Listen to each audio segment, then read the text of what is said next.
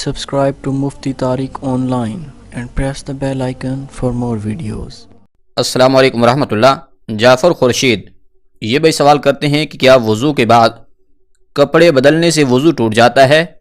یعنی کہ اگر وضو بنا لینے کے بعد کسی نے کپڑے بدل لیے تو پھر نماز کے لیے دوبارہ سے وضو کرنا پڑے گا یا اس کا وہی وضو درست ہے، اس کے ساتھ نماز ادا کر سکتا ہے؟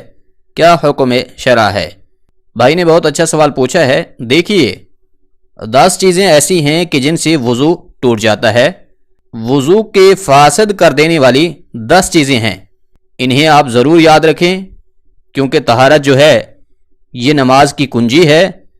اگر آپ کی طہارت نہیں ہوگی، آپ کا وضو درست نہیں ہوگا تو پھر آپ کی نماز بھی ٹھیک سے ادا نہیں ہو سکے گی. لہٰذا ہمیں ان مسائل کو ضرور یاد رکھنا چاہیے.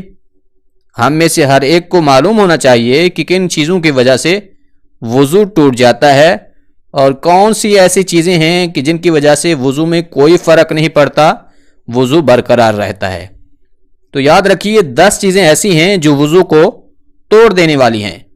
پہلے نمبر پر ہے پیشاب، پاخانہ، ودی. ودی کہتے ہیں کہ جو بعض لوگوں کو بیماری ہوتی ہے کہ انہیں پیشاب کرنے کے بعد بھی قطرے آتے رہتے ہیں.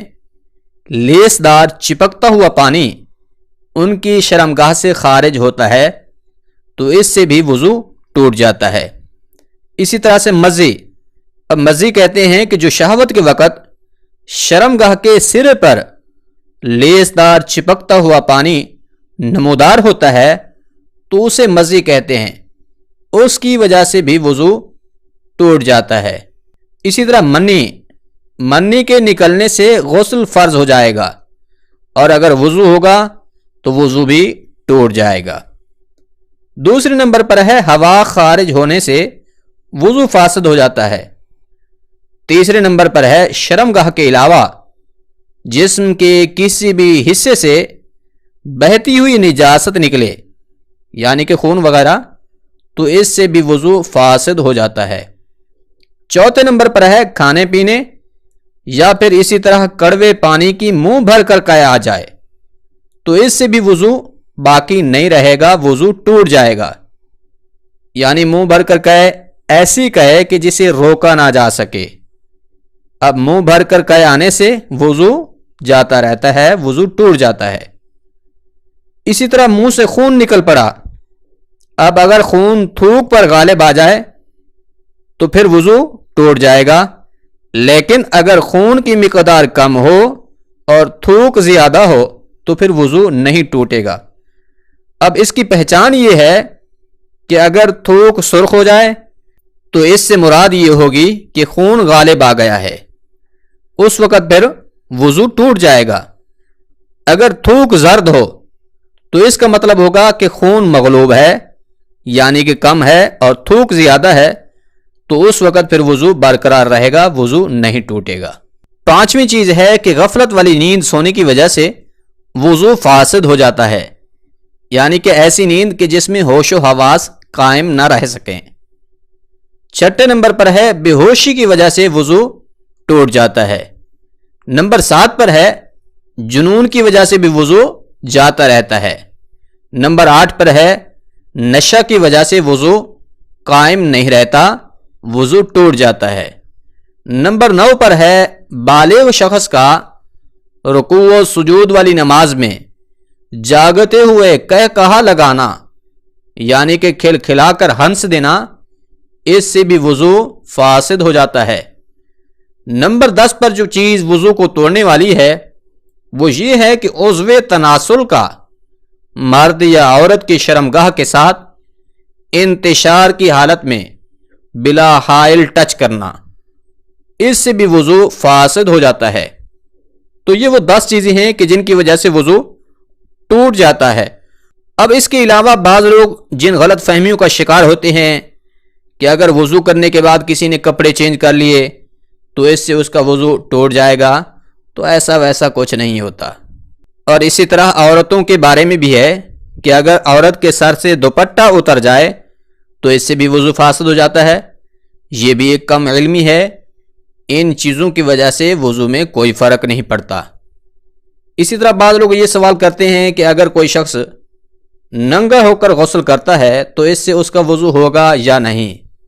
تو اس حوالے سے بھی یاد رکھ لیجئے، اگر وہ ننگا نہانے والا شخص جو وضو کے فرائض ہیں، یعنی کہ وضو کے 4 فرض ہیں، نمبر 1 پر ہے چہرہ دھونا، دوسرا فرض ہے دونوں بازوں کا کوہنیوں سمیت دھونا، تیسرا فرض ہے سار کے چوتھائی حصے کا مسح کرنا، چوتھا فرض ہے دونوں پاؤں ٹخنوں سمیت دھونا۔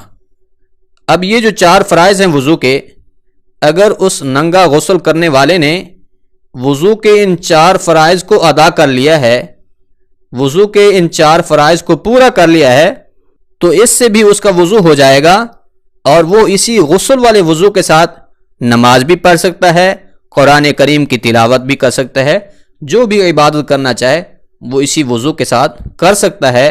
اب غسل کر لینے کے بعد اسے دوبارہ سے نئے سرے سے نیا وضو کرنے کی ضرورت بالکل بھی نہیں ہے، بلکہ اسی غسل والے وضو کے ساتھ وہ نماز وغیرہ ادا کر سکتا ہے۔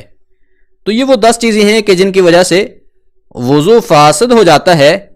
ان کے علاوہ جو غلط فہمیاں یا مس انڈرسٹینڈنگ لوگوں میں پائی جاتی ہے، اس کا وضو توڑنے سے کوئی تعلق نہیں ہے۔ ان غلط فہمیوں کی وجہ سے وضو میں کوئی فرق نہیں پڑتا۔ امید ہے بات کلیئرلی سمجھ آ گئی ہوگی۔ اگر آپ کو یہ بات اچھی لگی ہے تو اپنے دوست احباب کے ساتھ بھی ضرور شیئر کریں تاکہ وہ بھی اپنی اصلاح کر سکیں، اور اللہ کریم دونوں جہان کی بھلائیاں عطا فرمائے، آمین۔ سبحان ربک رب العزت عما یصفون وسلام علی المرسلین والحمد للہ رب العالمین۔ ربنا تقبل منا انک انت السمیع العلیم وتب علینا انک انت التواب الرحیم۔ سبحان ربک رب العزت عما یصفون وسلام علی المرسلین والحمد للہ رب العالمین۔ ربنا تقبل منا انک انت السمیع العلیم وتب علینا انک انت التواب الرحیم۔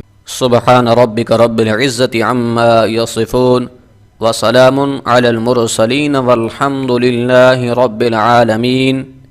ربنا تقبل منا انک انت السمیع العلیم وتب علینا انک انت التواب الرحیم۔ سبحان ربک رب العزت عما یصفون وسلام علی المرسلین والحمد للہ رب العالمین۔